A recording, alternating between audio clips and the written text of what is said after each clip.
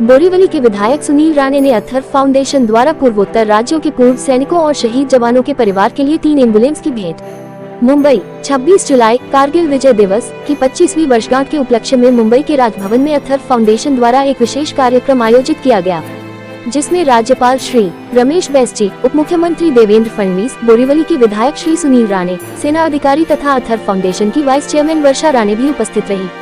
Atharva foundation के अध्यक्ष तथा बोरीवली के विधायक श्री सुनील राणे के द्वारा एम्बुलेंस डोनेट करके पूर्व सैनिकों के कल्याण के लिए समर्थन बढ़ाया गया है।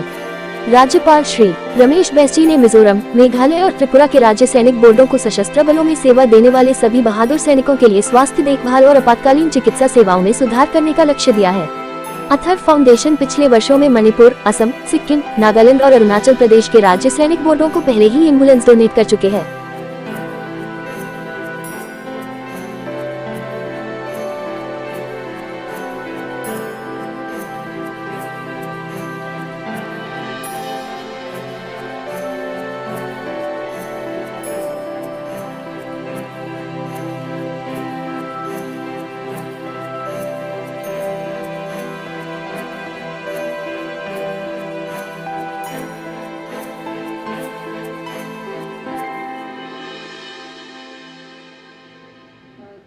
सबसे पहले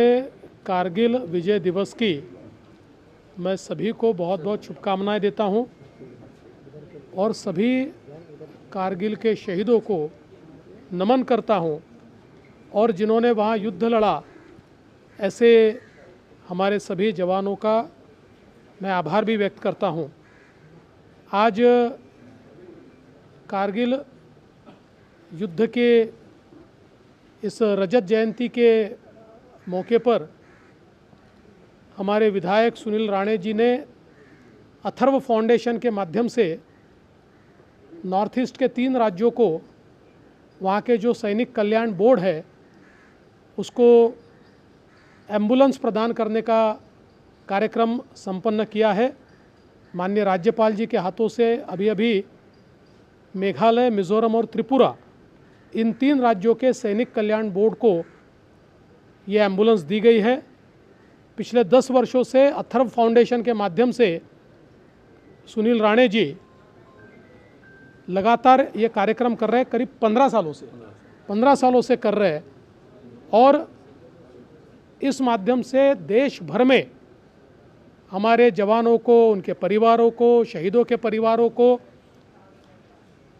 जिस प्रकार से भी मदद की जाए वो करने का प्रयास वो करते हैं और उसी कड़ी में एक बहुत अच्छा कार्यक्रम आज यहाँ संपन्न हुआ है। मैं अथर्व फाउंडेशन का और सुनील जी का बहुत बहुत अभिनंदन करना चाहता हूँ। सबसे पहले आज कारगिल विजय दिवस के उपलक्ष्य में 25वें वर्ष में मैं सभी भारतवासियों को और हमारे देशभक्त और देश प्रेमी नागरिकों को कारगिल विजय दिवस के उपलक्ष्य में शुभेच्छाएँ देता हूँ। और हमारे जाबाज सैनिकों ने, शूरवीरों ने अपने प्राणों की आहुति देते हुए इस कारगिल में विजय हासिल किया था। वो 25 वर्ष पहले का युद्ध था और उस युद्ध में अपने प्राणों को कुर्बान कर देने वाले, प्राणों की आहुति देने वाले हमारे सभी शहीदों के प्रति मैं श्रद्धांजलि अर्पित करता हूँ।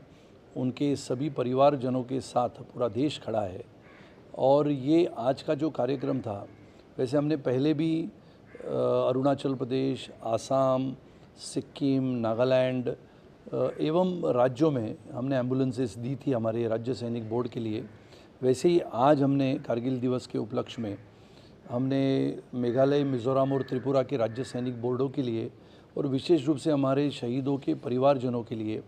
स्वास्थ्य उनका अच्छा रहे, कभी कोई ऐसी दुर्घटना होती है तो उनको अस्पताल तक जाने के लिए, क्योंकि वो सब इलाका ऐसा है जहाँ पर खाइयों और पर्वतों से भरा हुआ इलाका है।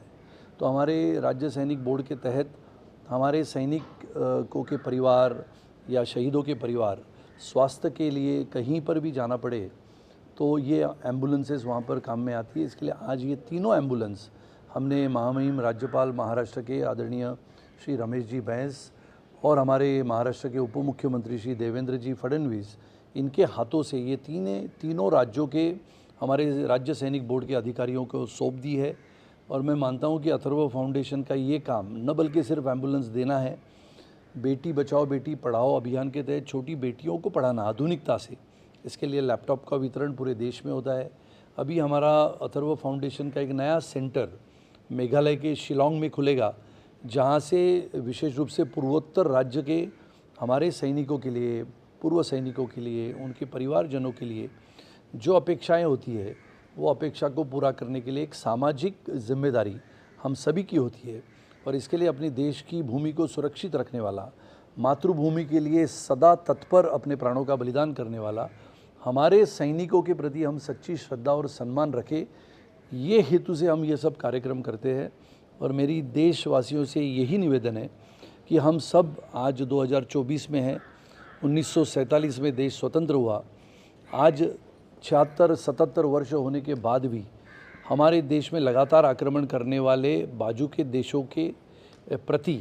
हमने वही भावना रखनी है जैसे अगर देश अपने ऊपर आक्रमण करता है, चाहे पाकिस्तान हो, श्रीलंका हो, चीन हो, अगर हमारे ऊपर आक्रमण करता है तो हम भी मजबूती से उस आक्रमण को परास्त करने के लिए एक देशभक्त नागरिक होने के नाते तैयार होने की आवश्यकता है। हमारा सैनिक लगातार, चाहे ठंडी हो, चाहे धूप हो, बर्फीली पहाड़ों के ऊपर, सियाचिन ग्लेशियर के ऊपर, जहाँ पर शून्य से नीचे 25-50 डिग्री तक तापमान जाता है, फिर भी वहाँ तक लगातार इस भूमि को सुरक्षित रखने के लिए पहरे देते हैं। ऐसे सभी जाबाज सैनिकों के लिए हम लगातार सब देशभक्त नागरिक काम करते रहे, यही सदिच्छा सभी को देते हुए आज का ये कार्यक्रम अथर्व फाउंडेशन ने किया, इसके लिए उन सबको मैं धन्यवाद देता हूँ।